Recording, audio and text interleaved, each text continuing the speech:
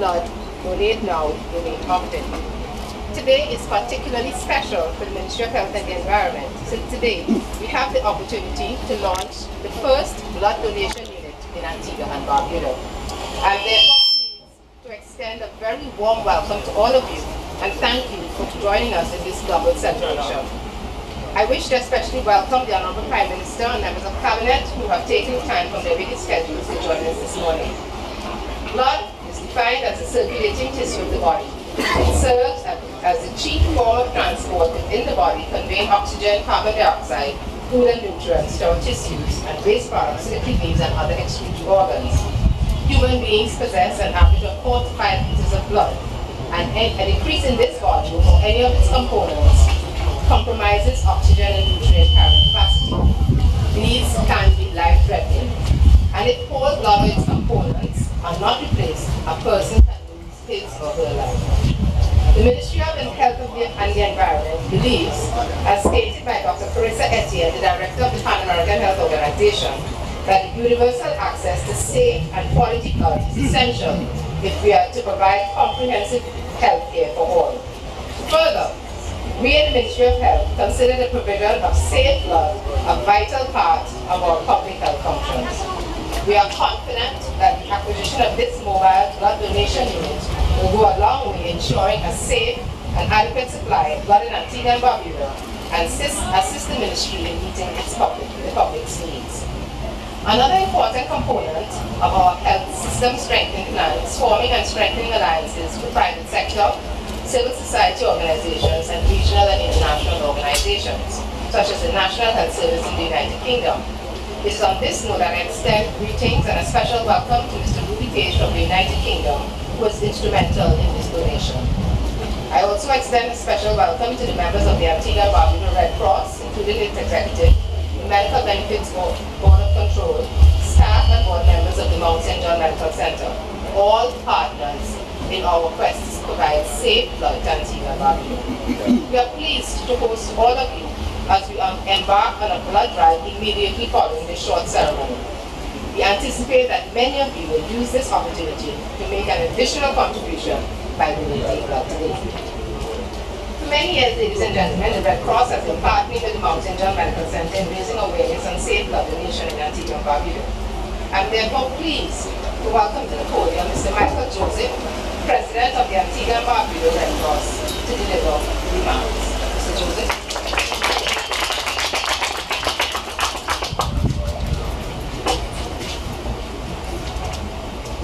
Pleasant good morning. The Honorable Gaston Brown, Prime Minister of Antigua and Barbuda, I ask for permission to adopt the additional protocols established by the CMO. Thank you. Pleasant good morning once again. I assure you, while the program says 10 minutes, I don't intend to speak for 10 minutes, as I will leave the floor to the Prime Minister and the Minister of Health and the Environment, as they are the two key figures here today. But it gives me great pleasure to stand here today and deliver some very, very brief remarks on such a historical day. Today, Wednesday, 14 June 2017, all over the world, millions of individuals, groups, organizations, and health departments are celebrating the amazing contributions of individuals voluntarily respond not to disasters and emergencies alone, but out of true altruism, knowing that their gift, the gift of blood, is one that is truly priceless. It is an overwhelmingly fulfilling feeling to be able to support the Ministry of Health in also commemorating the contributions of our own local blood donor heroes and heroines. Over the last 4.5 years, I have had the privilege to meet hundreds of these heroes and heroines who have saved thousands of lives with their donations. For those thousands of people, I say thank you, thank you, thank you. 2 years ago, when the idea of creating an entity which could encompass all stakeholders in blood donation came to me, nor did I foresee a dream that would be accomplished so soon. However, I must commend the highly committed and psychedelically talented team which have stood and supported this initiative from day one to where we are now. I would like to ask my team just to acknowledge themselves, as I don't think today should just be about me, but the Volunteers have worked with the program for the last 2.5 years to make it now.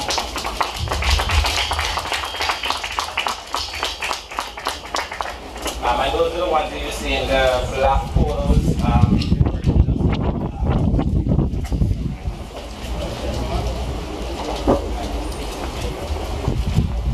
Over the past few days and weeks in planning this event, in hearing the minister's enthusiasm and his drive to ensure that the number of appeals on the radios and limited blood supply of the lab becomes an issue of the past, this has re-energized the initiative, and we stand ready, willing, and able to work with all our partners to make this possible. It won't be easy, but from what we've accomplished over the past few years, we are absolutely sure that this is possible, and that is all we need. Finally, I must mention the cream of the crop for us all being here today, the Bloodmobile. This new equipment will redefine the ability of our collective goal. It removes the arduous logistical tasks when organizing blood drives and increases the number of drives we're capable of planning. In the area of voluntary blood donation, we are significantly behind. However, with the Bloodmobile, it would make catching up way easier than we had initially anticipated.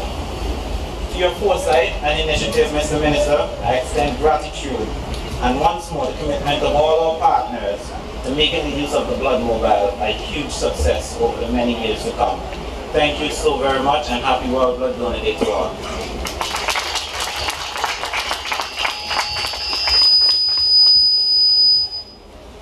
Thank you, Mr. Joseph, President of the Antigua and Barbuda Red Cross. I'd like to recognize the Honorable Minister of Agriculture and Public Affairs. It was remiss of me, I assume that everybody in the audience knows who I am. I am Rhonda Sealey Thomas. I'm the Chief Medical Officer in the Ministry of Health. And as Chief Medical Officer, I've had the opportunity to work alongside Honorable Molwyn Joseph over the last 3 years. And over those 3 years, I can't count the number of times I've been asked. You see, how people would say, how do you manage to work in the ministry? And whenever my husband is within airshot, he laughs and he would say, I would like to ask Mr. Joseph, Minister Joseph, how do you manage to work in the same? But on a more serious note, my answer has always been the same. I think I understand Minister Joseph. I understand it. We are hard worker, an individual who pays attention to the finest details, thinks strategically, and perseveres until he gets the job done. These are just some of the qualities that have allowed us to be here today beside this wonderful blood donation unit, mobile blood donation unit. Another example of an initiative led by Minister Joseph that will revolutionize how we deliver healthcare in Antigua and Barbuda. Ladies and gentlemen, please join me in welcoming Honorable Molwyn, Minister of Health and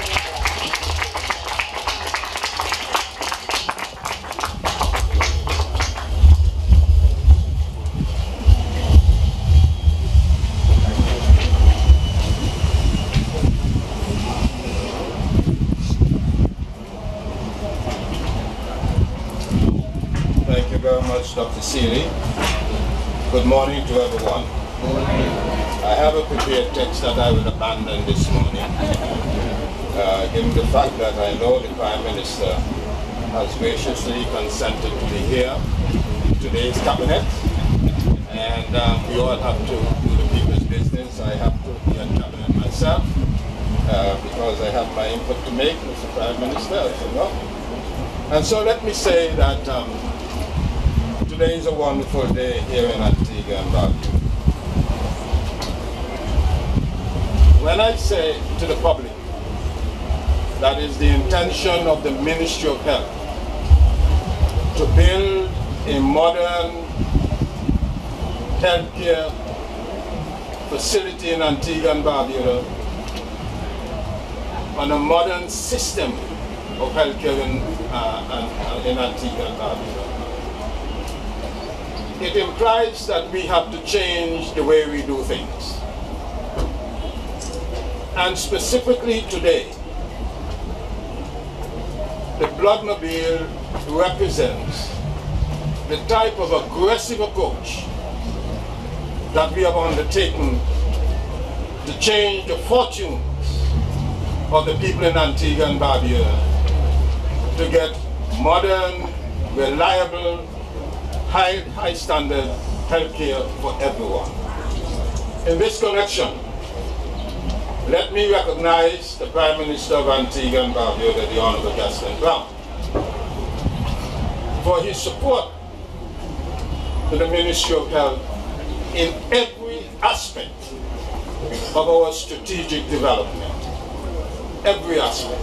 I recall that when I became the Minister of Health, and I recognized the poor condition of Mount St. John insofar as diagnostic equipment is concerned, I discussed it with the Prime Minister, and the Prime Minister immediately made available $30 million to re-equip Mount St. John Medical Center.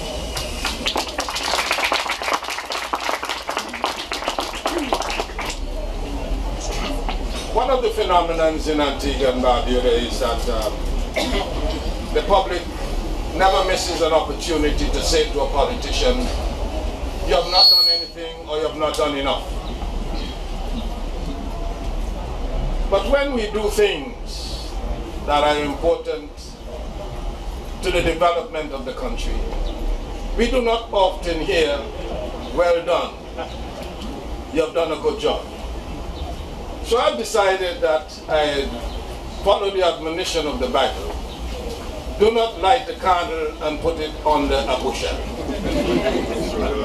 We must speak about the achievements, especially under difficult circumstances.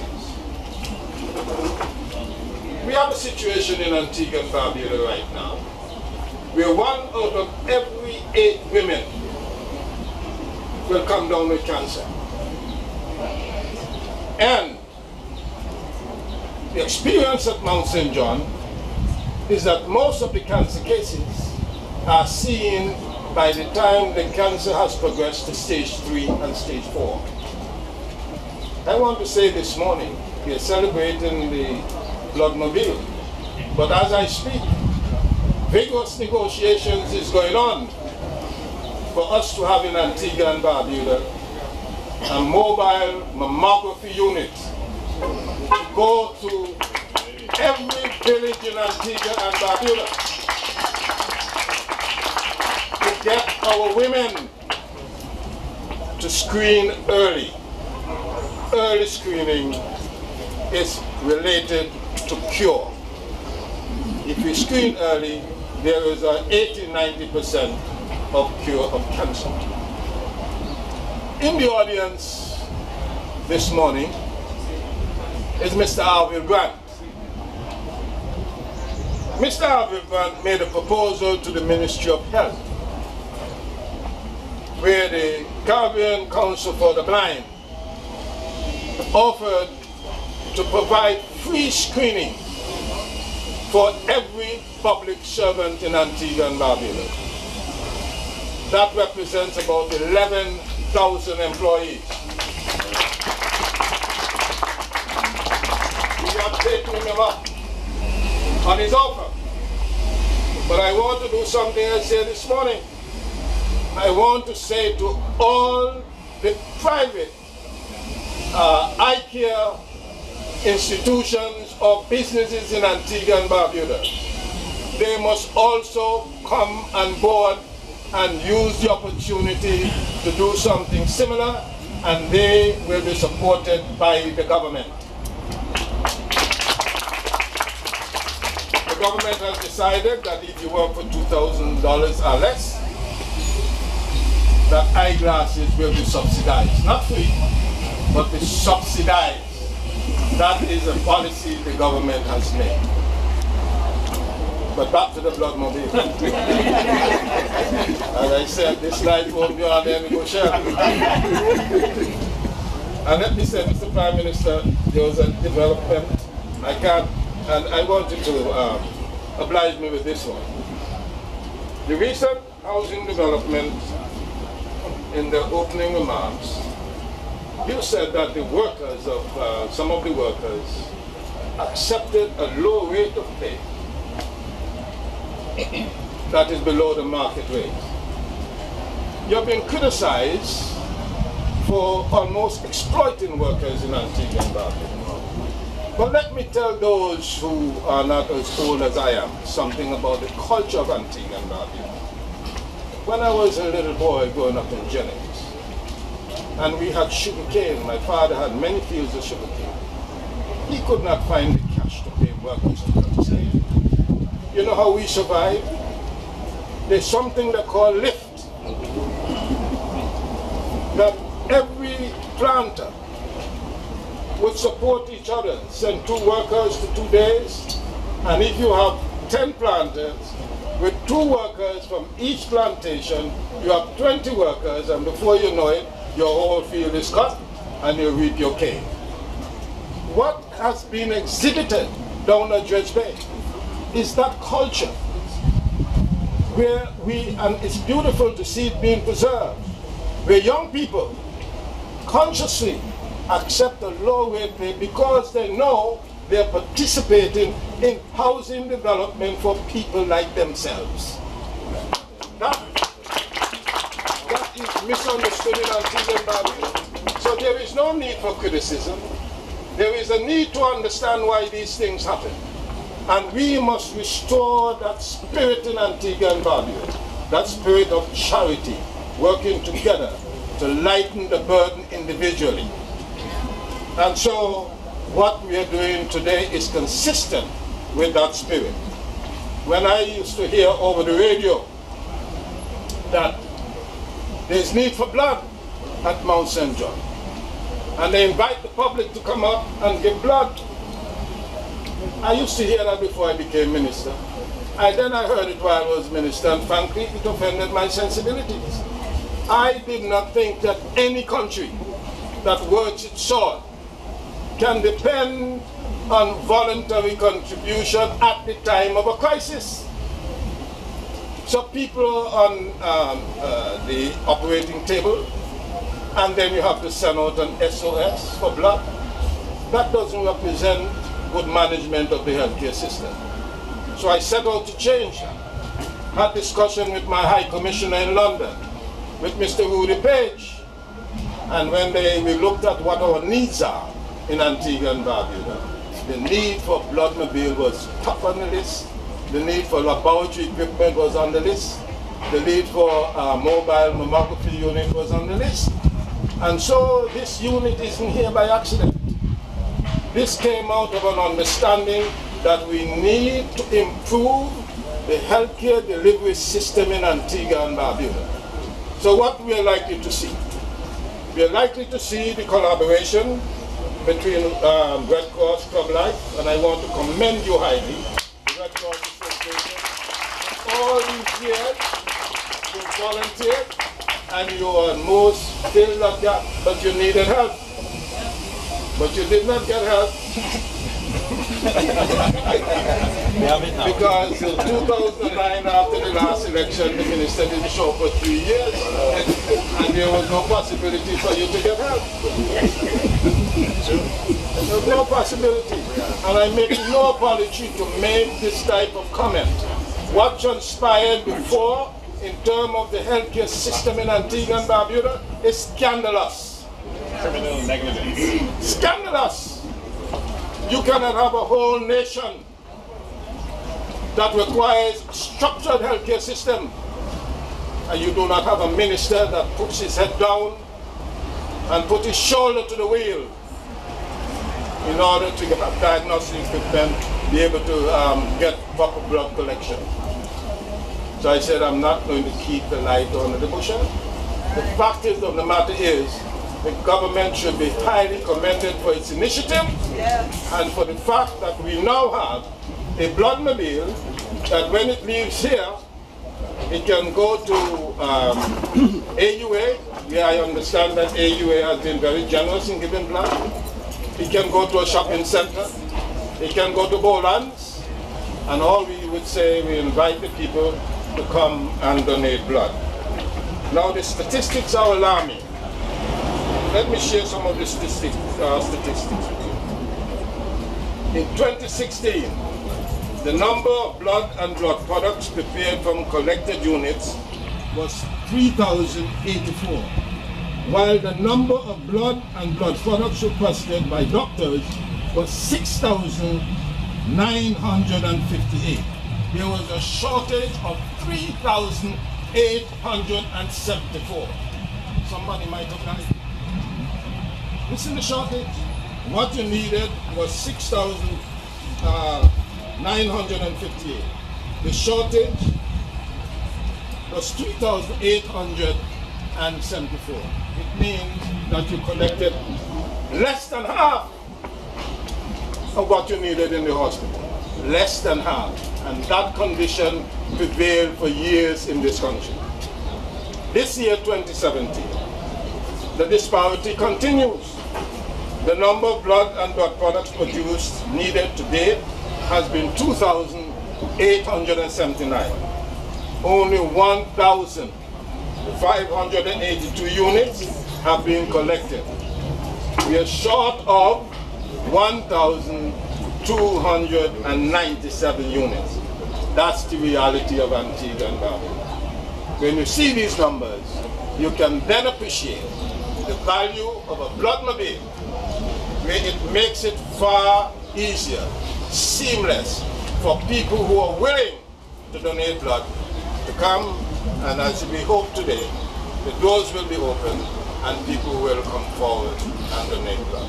Ladies and gentlemen, I want to thank you all for coming out this morning, and I want to say to the workers of the Ministry of Health, and by the way, let me not forget, there is a gentleman by the name of Steve Morgan, who is the head of the National Health Services in London. And by the way, National Health Services is part of the United Kingdom healthcare system. We are dealing with the best. We are dealing with the top. We are up there with the United Kingdom government, the National Health Service. And the department is the Blood and Transplant Department, BT. And they are led by the gentleman, Steve Morgan. And I want to say publicly to Mr. Steve Morgan, on behalf of the people of Antigua and Barbuda, we are extremely thankful for this generous donation to improve healthcare system in Antigua and Barbuda. There's another gentleman, Dapo Odemuru, who works for NHSPT, and he is responsible for laboratory equipment. And when I was in London 2 weeks ago, we all met in a room and he assured me that Antigua and Barbuda will be supported by important laboratory equipment, not only to use at Mount St. John, but also to use to develop our national, what is called CMO, that is the laboratory, not the one at Mount St. John, the National Public Health Lab. We do not have a National Public Health Lab. We intend to create the National Public Health Lab, and so far, the gentleman who is steering this process is one of our own, Dr. What's his name there? Dr. Christian. Dr. Christian, who is a microbiologist, is currently the one designing the National Health. I also want to thank our High Commissioner in London, Karen May-Hill, who has done yeoman work in ensuring that we reach this far. MBS, Mount St. John Medical Center, Red Cross, and the Ministry of Health has combined to establish the management team of this process. When we decided to inaugurate or launch, we realized that people like the Red Cross Club Life, who've already laid the foundation, no need to recreate anything. We build upon what we have. We build upon what we have. And this has now established in Antigua and Barbuda institutional capacity. This is not hit and run sporadic intervention. This is a well-designed institutional framework for there to be reliable and consistent collection of blood. And I know I see Dr. Simon in the audience, and I know Dr. Simon would appreciate this greatly, because as our chief forensic doctor, pathologist, he is the one who heads the lab, and I know he has experienced the pain of not having blood available to do his work. So welcome, Dr. Simon. We appreciate your presence, and welcome to everyone. I believe that I've recognized everyone, and thanks to the team that organized.